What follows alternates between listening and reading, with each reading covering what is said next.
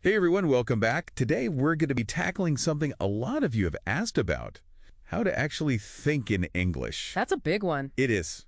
No more translating in your head. Straight to English. And I've got Maria here, who's like an expert at all this language learnings and stuff. Oh, well, thank you. So Maria, Yeah. why is thinking in English so important anyways? I mean, Well, it's like imagine trying to like talk to somebody, but you have to look up every word in the dictionary. Every single word, right? It would be so slow and clunky. yeah. And you just get tired. Exhausting. Right, exactly. And so that's kind of what happens when we translate in our heads all the time. Yeah. Your brain gets stuck in this loop and it can't really be fluent. It can't really be spontaneous. So Right.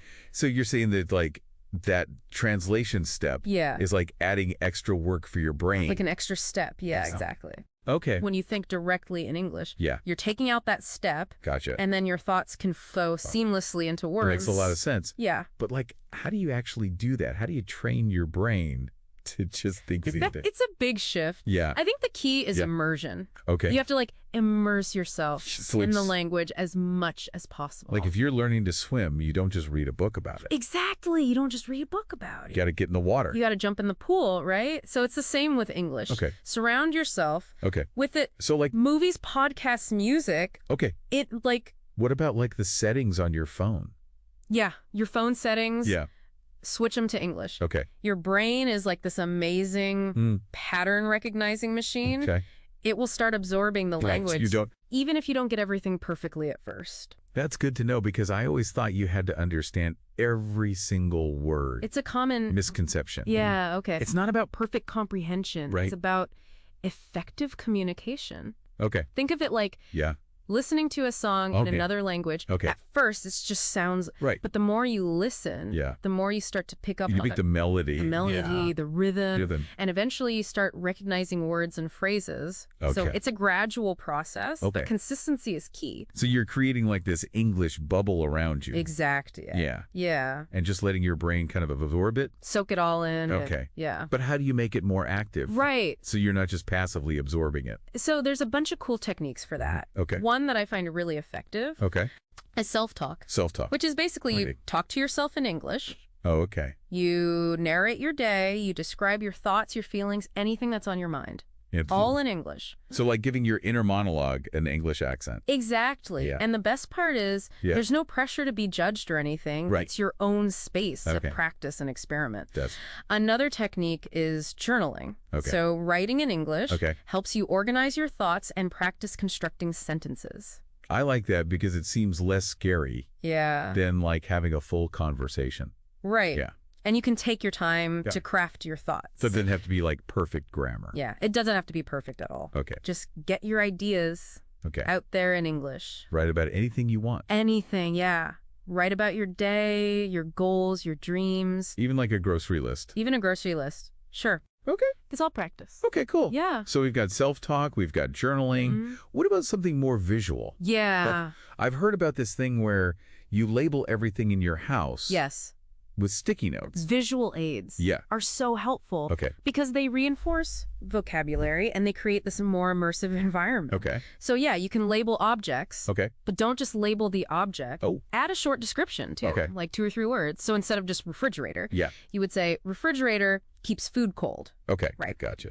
This forces you to think Mm-hmm. in basic phrases Okay. rather than isolated words. It's like building those connections. It's like building a pathway Yeah. in your brain. Okay. And you can get creative with it.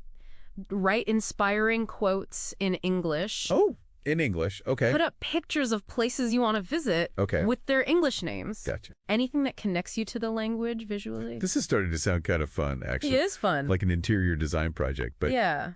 but one of the biggest things I think that holds people back, Yeah. myself included, Yeah.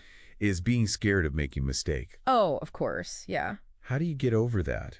I think we need to like reframe Okay. our thinking about mistakes. Okay. Mistakes are not failures. Okay. They're feedback. Okay. They show us where we need to improve. Interesting. Think of it like Yeah. learning to ride a bike. Right. You're going to fall a few I'm gonna times. fall. Yeah. Right. Yeah.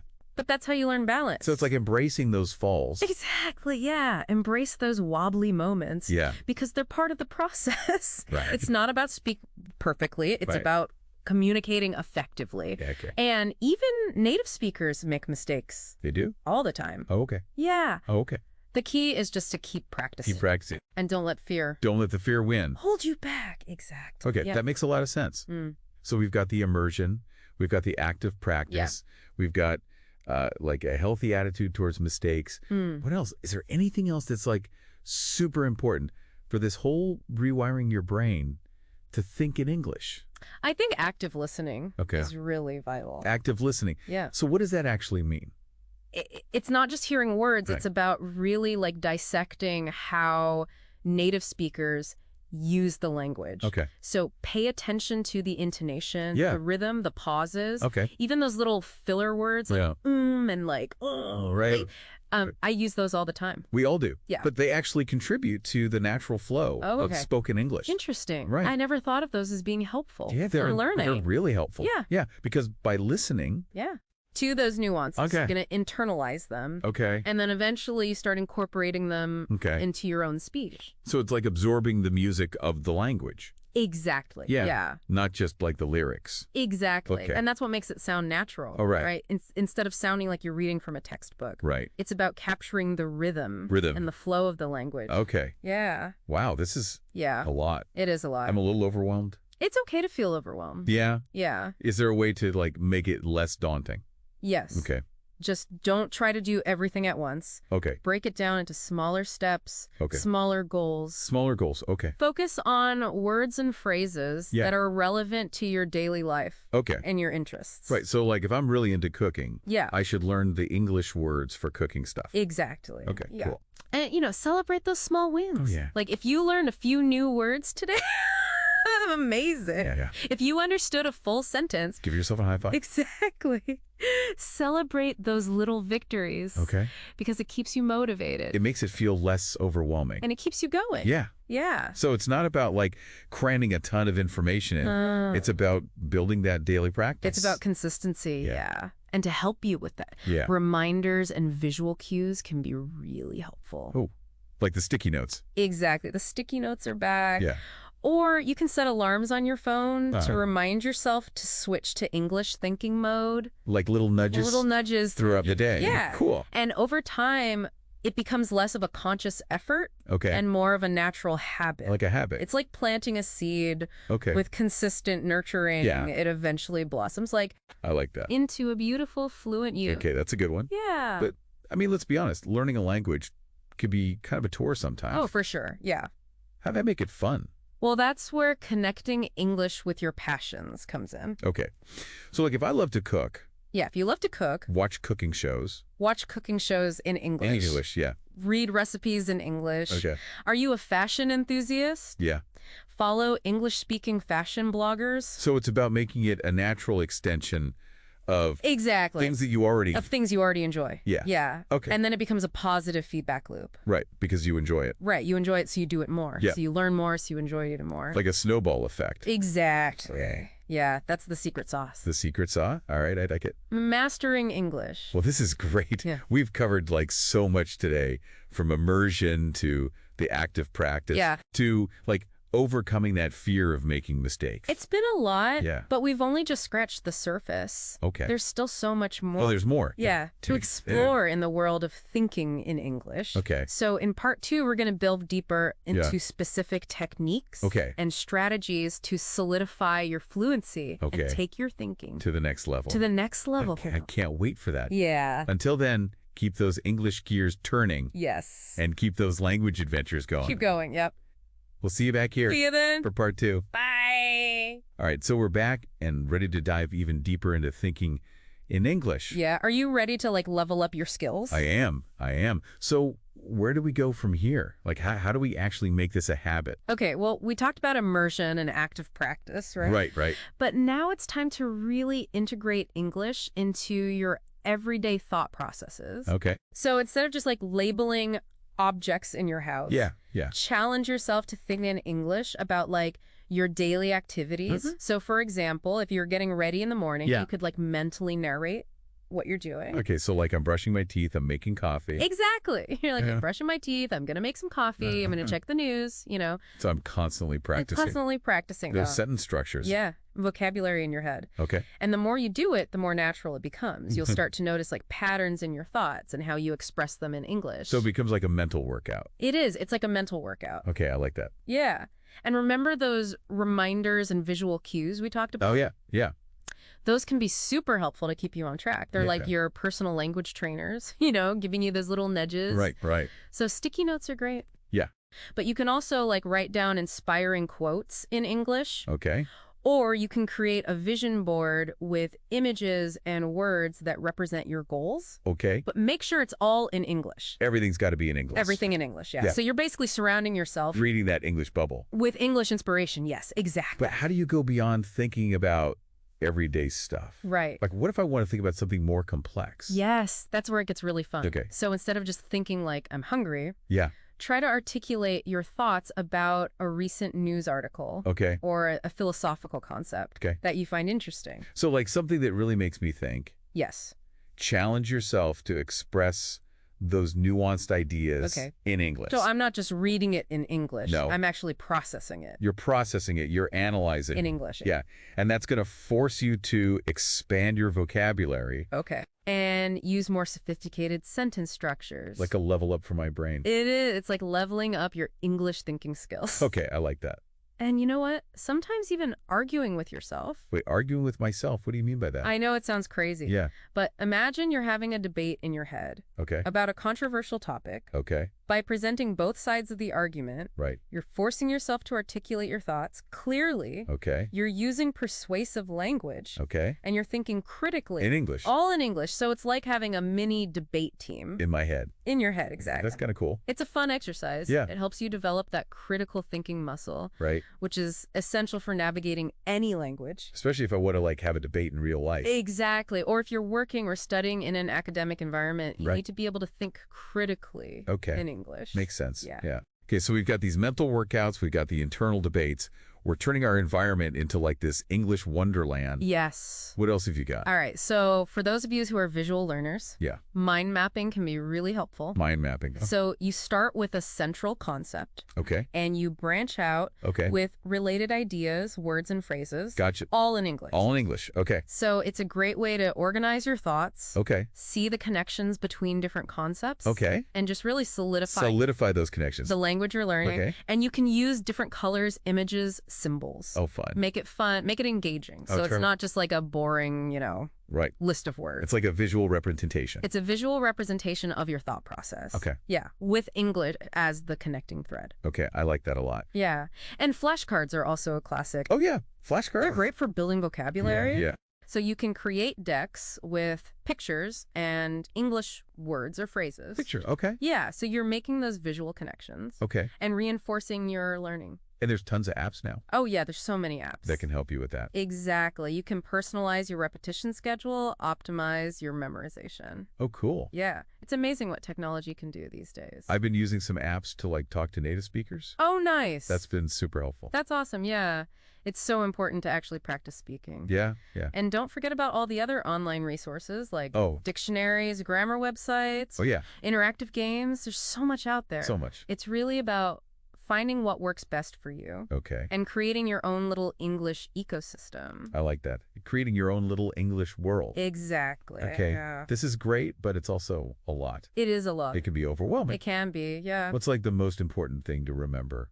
Be consistent. Consistent. Even if you just have like 15 or 20 minutes each day. Yeah. Just make it a habit to engage with English in some way. Okay. It's like watering a plant, you know? Okay. Consistent care leads to steady growth. I like, so it's not about like cramming a bunch of stuff in at once. It's about nurturing. It's about nurturing those skills over time. Okay, cool. Yeah, and eventually you will reach that point where thinking in English becomes like second nature. Oh, like riding a bike. Exactly. Like riding a bike. You don't even think about it anymore. Yeah. You just do it. And then you can just enjoy it. Exactly, yeah.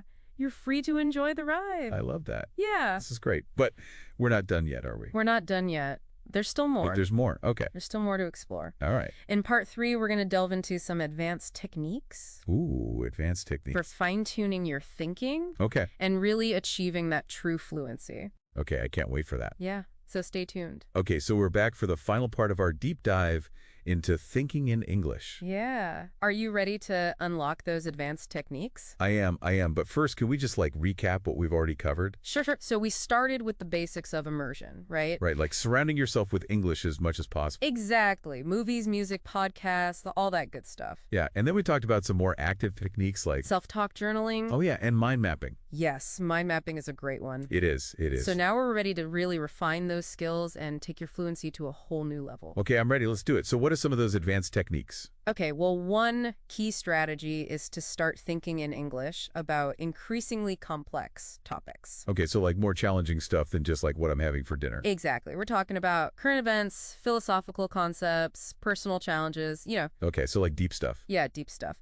But the key is to not just passively consume that information in English. Okay. You want to actively process it and analyze it in your head. In English? In English. Use English as your mental language. So I'm not just reading a news article in English. Right. I'm actually forming my own opinions about it. Exactly. You're thinking critically about it. In English. In English. Yeah. And that's going to force you to really engage with the language and expand your vocabulary. Okay. I could see how that would be helpful. It is. It's like a mental workout for your English brain. I like that, a mental workout. Yeah. But what happens when you get stuck? What if you can't find the right words? Oh, yeah. That happens to me all the time. It happens to everyone. Don't be afraid to use a dictionary or a thesaurus. Okay. But use them as tools for learning, not crutches. Okay, so don't just rely on them all the time. Exactly. See it as an opportunity to learn new words and expand your vocabulary. Okay, that makes sense. So we're pushing ourselves to think about complex topics, and we're using resources to help us find the right words. What else can we do? Okay, now let's talk about grammar and syntax.